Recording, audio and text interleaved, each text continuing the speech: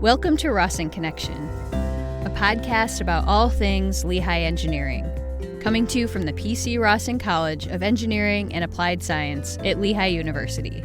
It's a show for students, alumni, faculty, and staff, current, former, and future, and for anyone who's interested in the many creative ways that engineers are solving the world's problems. I'm your host, Christine Fennessy. In today's show, I talk with Onur Denizhan. Onur is a PhD student in the Mechanical Engineering and Mechanics Department, and he recently won the Graduate Leadership and Service Award. Onur is from Turkey, but he's been in the U.S. for 8 years. He spent his first year in Flint, Michigan, studying English at the University of Michigan. Then he came to Lehigh and got his master's degree in mechanical engineering. After that, he went to Columbia University in New York City to start his PhD, and in 2017, he transferred to Lehigh to continue his PhD.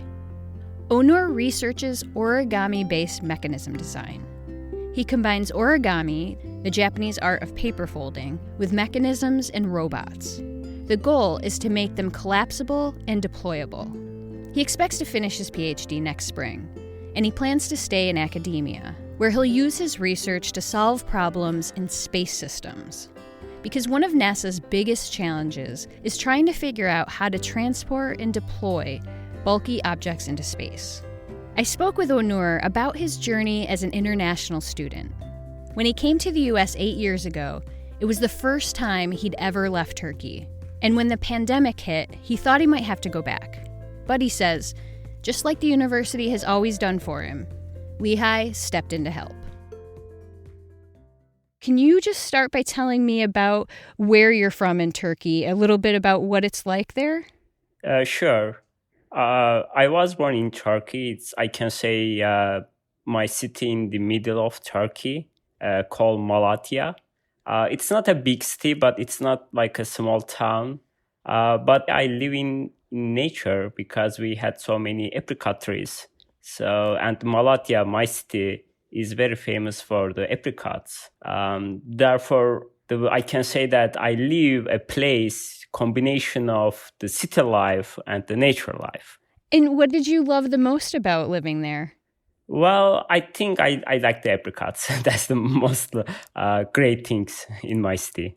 Okay, well, so where and when did you first hear about Lehigh? Well, I was in undergrad college in Turkey. One of my professors worked at Lehigh as a visiting researcher. Therefore, I heard from him first time. He was mentioning about the facilities here and the environment here. And what were you hearing from him, and what were you seeing in your own research that made you think, wow, this might be the place for me? When I came to the Lehigh, I understand that he's right. And I see many devices here and which the other universities doesn't have. But I can definitely say that Lehigh was one of the top options for me because Lehigh has a unique position as a location. And also Lehigh has a great facilities, great environment. What was it about the positioning of Lehigh geographically that was so appealing? Well, I think because it's very close to New York City and very close to Philadelphia. And also it reminds me my city in Turkey, it's a combination of the city life and the nature life. If you go to the main street, you can feel that you are just walking in Philadelphia, for example. But also if you go to the mountaintop campus, you can see some animals there. So that's, I think, the great opportunity at Lehigh. That's great. And that is actually what I really like about this area, too, is that it doesn't take that long to be out in nature, out in the countryside. I mean, you can be on your bike and in 10 minutes, you're in really rural areas. Right. I think that's a great part of Right. this. Yeah. While you were still in Turkey and you were considering Lehigh, how did it feel to be considering going to school so far from home? How were you feeling about it? How was your family feeling about it? Were you kind of the first in your family to go so far away for university? My family was always supporting me if I made a decision and if they feel that this is good for me in the future and not harmful for me, then of course they always support me. Of course, especially my dad was a little bit angry, but he never say anything else. But I was feeling that. Was he angry because he just was sad that you were going to be so far away? Yeah, because I only have one older brother, so just two siblings. So he has only two sons, and one of them is going like 10,000 miles away. And that's not a good situation, actually. Yeah. Oh, I imagine. Okay, so you went to the University of Michigan first to do a language training. Right. And so can you talk to me a little bit about what that transition was like for you in terms of the culture shock of going from Turkey to Michigan? And do you remember how you felt in those early days? In the beginning, I was very open-minded, and I opened my eyes and I watch everything around happening me and try to learn. In maybe 1 year, or maybe I can say maybe 7 or 8 months, especially, was very hard for me. The biggest problem, I believe, was language. Actually, I can give you two examples about that. The one of them is I went to a restaurant. First, I came to the USA in Michigan. So in here, the people use the ice in water or like soda or whatever it is. But in my own country, we don't use ice so much. So I don't used to drink water, for example, with ice. So I was trying to say I don't want any ice on my water, but I just like keep saying that long sentence. And then waitress told me that no ice. I say yes. So, and then I listen the other table and they say no onion, no pickles, no ice, for example. So that makes me feeling, okay, I shouldn't keep like saying the long sentences. That's the first thing. The second thing is that I think it was second month or third month here in Michigan, I mean. So we tried to go Chicago because it's very close from Michigan. It was like 3 or 4 hours. And we rent a car with my Turkish friends. And I was driving, but I was a little bit afraid because the rules are slightly different. And I didn't know very well at that time. Therefore, I was driving very, very slow. And my English level was not very good. So my luck, because I just passed through a police car. And he just started following us. And then he just opened the lights and I just pull over. So he came, the police officer, and asked where you came from. And I told him Turkey. And he said that get off the car. Probably he thought that I'm drunk because it was like early morning. Yeah. Oh, no. So then I explained the situation and then he understood and he was smiling too. So that things happen, but I learned many things. Oh, I can't imagine. And, you mentioned that you spent a lot of time in those early days just sort of looking around and trying to absorb things and absorb the culture. Do you remember what stood out to you in those early days? Of course, I was living in Flint in Michigan. And I just realized that if you don't leave a big cities like New York City or Chicago or Houston or maybe San Francisco, people don't walk on streets. But in Turkey, our streets are like crowded. People walk around. But here, people use car most often. That was actually like first cultural shock for me. When I arrived to Flint, it was weekend and it was, I think, Saturday. At next morning, on Sunday, we tried to go grocery. And at that time, it was end of the summer and there was a race. People were running and the streets were like all the people around. I was feeling great because I thought that it's a great place for me. It's very close to like my culture. And next day on Monday, I saw nobody on the streets. And I was thinking, what happened? Do you miss that about Turkey, that kind of sense of community on the sidewalks, as it were? I think so. I miss sometimes, especially during these days. I miss a lot because no one is around. Yeah. Yes, for sure. What do you attribute most to helping improve your English? Well, I think listening is very important and the reading is very important too because in Turkish language, one word can define more than one things. But in English, there are so many words to describe different things. I think that's the one main problem for all Turkish people here. For example, we can have one word for money, and for face, it's the same, exactly the same word, but you can only understand from the sentence. But in here, you have different words. Face is different, and the money is obviously different words. What I did that I read a lot and I try to improve my word vocabulary. I think listening is very important too, because if you look at like 6 years old kid or 7 years old kid, they cannot read, but they can speak English. So it means that the listening is very important because they just hear. Well, so can you help us understand just kind of briefly the differences in being a student in Turkey as opposed to a student in the US? Sure. So I can say first the research facilities. If you would like to buy a device, you should ask your department chair, and you should ask your dean and the president of the university, and they should ask the government. So it takes time. For example, you are gonna do an experiment and you need a device. You should just wait, like in Turkey, you should wait like 1 month or more than 1 month to get that device. But in here, it's so easy. You just ask your advisor and he or she can get from budget. And in Turkey, I can say that the professor focus on the exams more. So you don't have so much homeworks there. The students only work for the exams, and then if they did very well, they just pass. But in here, the professors or overall system focus on the homeworks, and then you can do in exams very well as well. And I think it's the better also teaching way. How did Lehigh support international students? I was a student 3 different universities here: University of Michigan, Lehigh, and Columbia University.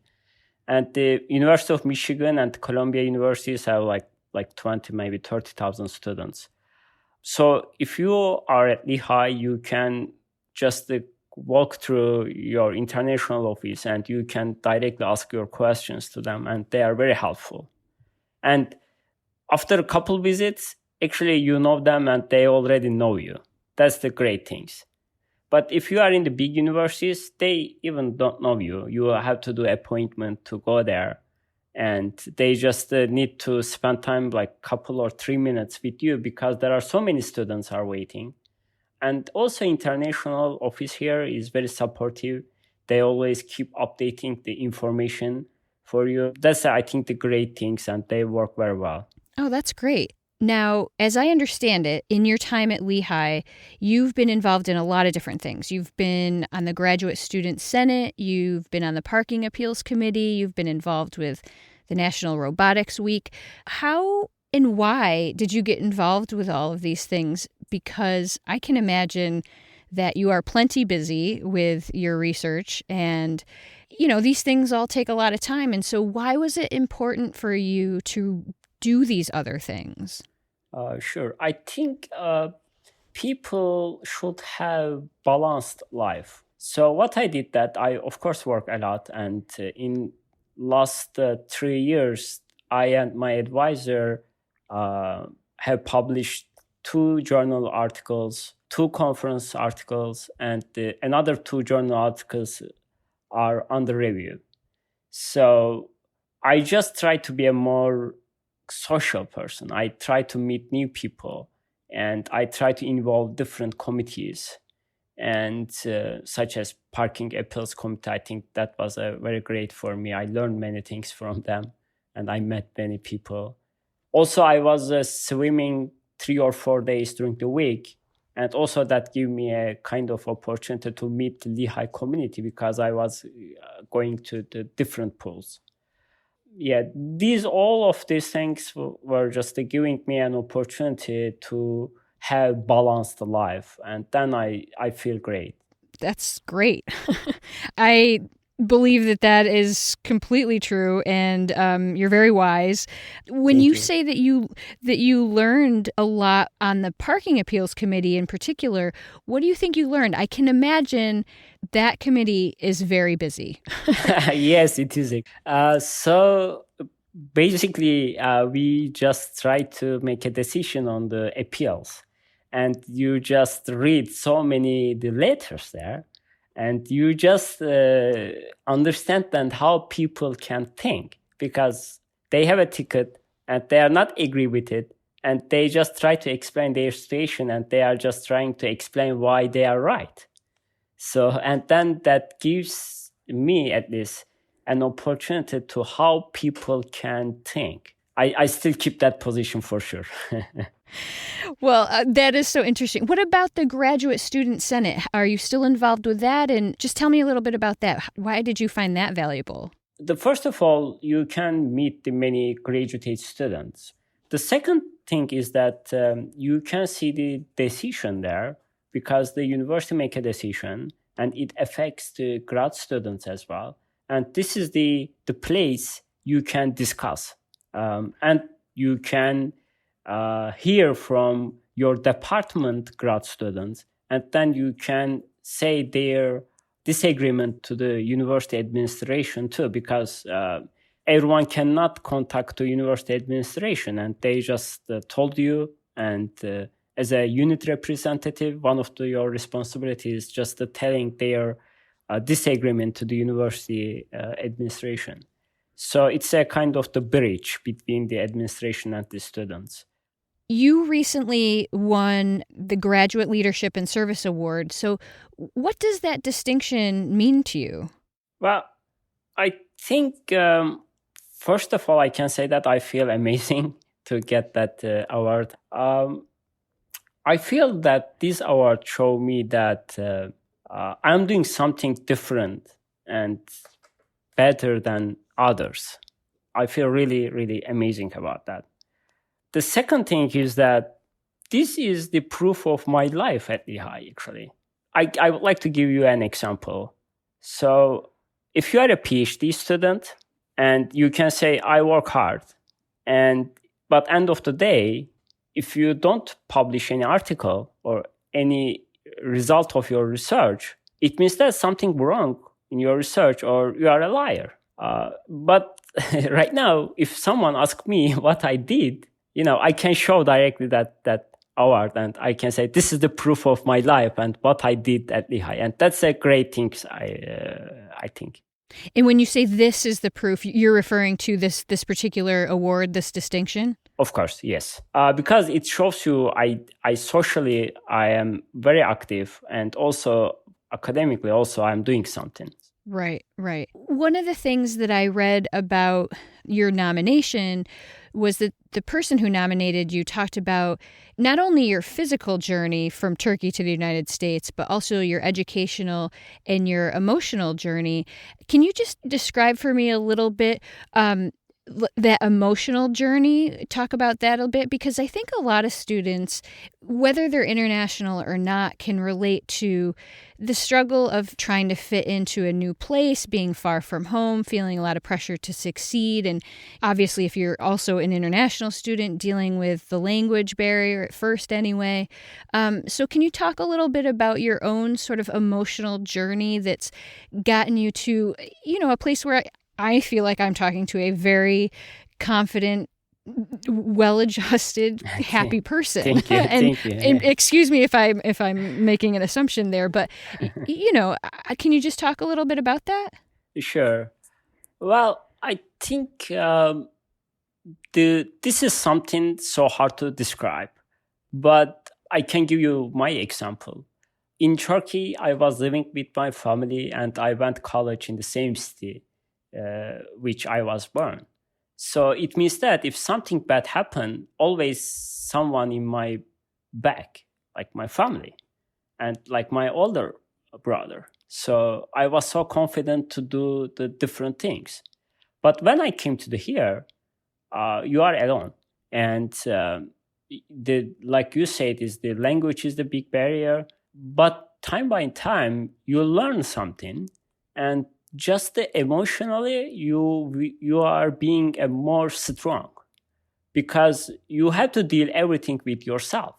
Of course, you can talk to your family, but the problem is that your family is in Turkey and they cannot understand very well what you live here because they don't know here. Therefore, I think the emotionally, if you are international or foreign student, I can say, emotionally, you will be more strong. And if something bad happened, I don't think my family is back up. Just I think I'm alone here and I should deal with this situation. Yeah, so it sounds like your resiliency has grown, your self-reliance is very strong, and you're not afraid to confront things that are uncomfortable, because if you don't, it's not going to make it go away. It's just, and nobody's kind of with you to sort of confront it for you. You just need to take charge and deal with things as they come. And since you've done that successfully over and over, you have this confidence that, well, the next thing that comes up, I can handle that too. Is that kind of what you're saying? Yes, exactly what I'm saying. So what are you feeling most grateful for to Lehigh in terms of getting you on the track that you want to be on for your career, wherever it is that you end up? Well, I would like to stay in academia, so I'm planning to be a researcher and a professor in a university. And I think that the professors at Lehigh has a great connection. Their research is very great. They are known in the academia. Therefore, their references open so many doors for you. The second thing is that the Lehigh has, like I said, the great facilities. And if you have an idea in your research, you are able to do that. And then that makes you one step further than the others. Oh, that's great. That's really good. Well, I would be remiss if we didn't talk a little bit about the pandemic and how it's affected you and your research. And so just real quick, where were you when you first heard that Lehigh would be going remote for the rest of the spring semester? And what was your first thought? Well, that was a very interesting moment because I was in a lab in Packard. So when I read the email, I was feeling that, I should go back to Turkey because of that situation. And then, of course, I thought my research, if I go somewhere, how I am going to do my research, how I complete my degree here. The second thing is that I live in the university facilities in Packer House. And then I thought that also I should move out from the Packer House because it's the university facility and the university is locked down. Next day, I was worrying about so much, and I was looking for the off-campus houses around to move out if I need to. But Lehigh told us if we would like to, we can stay. At that moment, I understood that Lehigh is a very supportive school. I think I'm really thankful to Lehigh because of that situation. And have you been able to conduct your research in any way? I mean, has that been put on hold? Well, thanks God, because I don't do experiment in my research, at least not yet. Therefore, my research is not affected so badly. But I know some people here, just because of their experiment, they can't do anything. Therefore, their research affected very badly, I know. Is your family in Turkey all healthy? Yes. Hopefully they are healthy. Yeah. When was the last time that you went home to Turkey, and when do you think will be the next time that you hope to go? In spring break last year, I went to Turkey to visit my family. And I think the next time will be when I finish my degree here. I'm not planning to go right now. I think it's not possible right now as well if I would like to go.